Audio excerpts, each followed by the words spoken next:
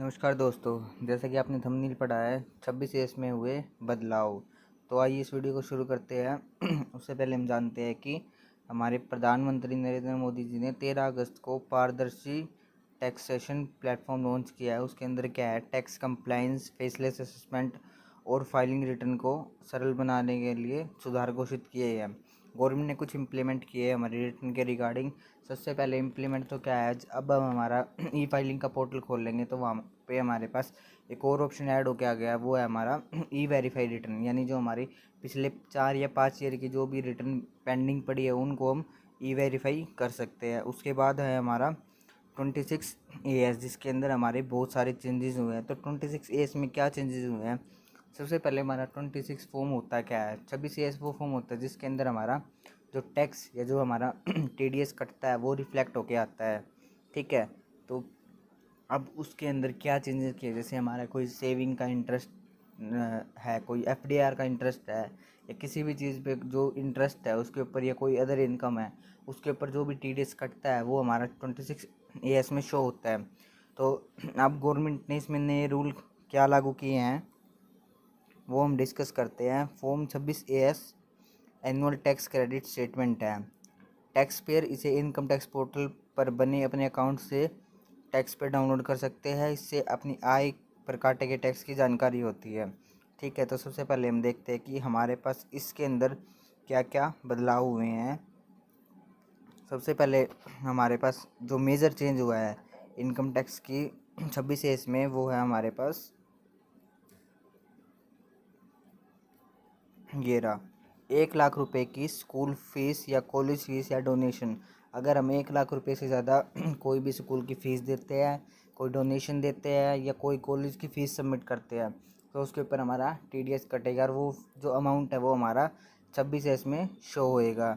Second हमारे पास क्या है, 1 लाख रुपए या अधिक बिजली का बिल जमा करवाने पर, अगर हमने with in the 1 year 1 lakh रुपए या इससे ज़्यादा बिजली का बिल या इलेक्ट्रिसिटी की पेमेंट की है तो भी ये हमें 26 AS में शो होएगा। ये जो करंट जो प्रोसीजर है ये हमारा सेक्शन 139(1) के अंदर भी जाता है। अगर हम अपनी रिटर्न को फाइल करते हैं तब हमारे पास एक ऑप्शन पूछता है कि आप अपनी रिटर्न को 139(1) में फाइल करना चाहते हो या नहीं, तो उस ऑप्शन में भी हमारे पास यह चीज़ लागू होती है। दूसरा फिर क्या है हमारे पास, बिजनेस क्लास में घरेलू हवाई यात्रा या विदेश यात्रा करने पर, अगर आप बाहर भी जाते हो कभी तो भी, मतलब अगर आपका पासपोर्ट बना हुआ है तो आप अपनी रिटर्न में अपनी पासपोर्ट की डिटेल डालें, या फिर आपने कोई फ़ॉरेन ट्रिप की है तो आप उसकी भी डिटेल डाल सकते हैं, वरना आपको दिक्कत आ सकती है, वो 26 में रिफ्लेक्ट होएगी।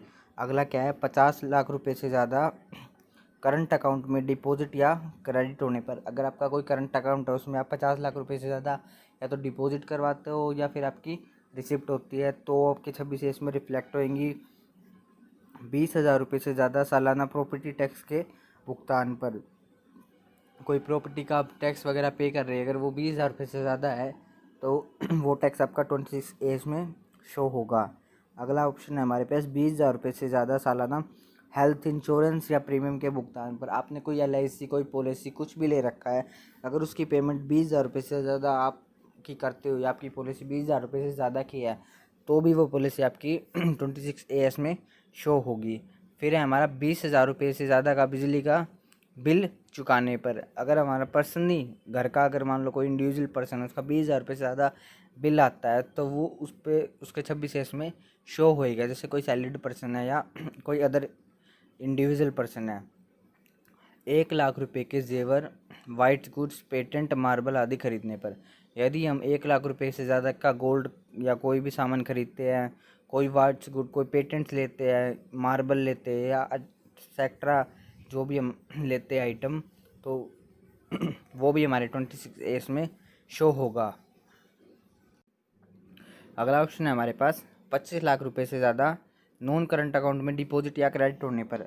दोस्तों, आपके जो सेविंग अकाउंट होते हैं जिसमें हम ट्रांजैक्शन करते हैं, तो अब ध्यान रखिए 25 लाख रुपए से ज़्यादा एक साल में आपके डिपॉजिट या विड्रॉल होने से वो आपके 26 में शो होगा।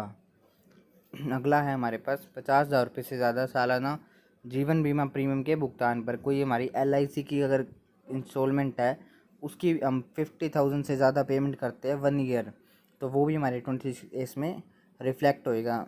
अगला है हमारे पास शेयर का लेन देन डीमेट अकाउंट और बैंक लॉकर होने पर।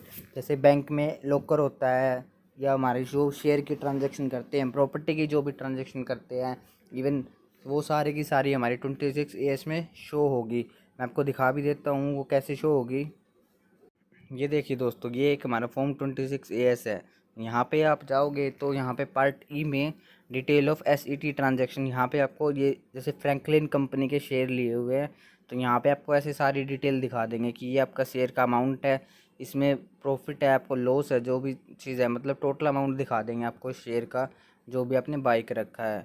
और एक और हमारे पास ट्रांजैक्शन है, ये है हमारी बैंक की ट्रांजैक्शन, जो बैंक में डिपॉजिट है, जैसे ओरिएंटल बैंक ऑफ कॉमर्स, इस बैंक में हमने हमारी अमाउंट जो डिपॉजिट हुई है कैश की, वो दोनों शो कर रहा है। इस वाले अकाउंट में भी है और ये हमारे HDFC के अकाउंट में भी है, तो ये भी हमारी शो हो रही है इस रिटर्न के अंदर।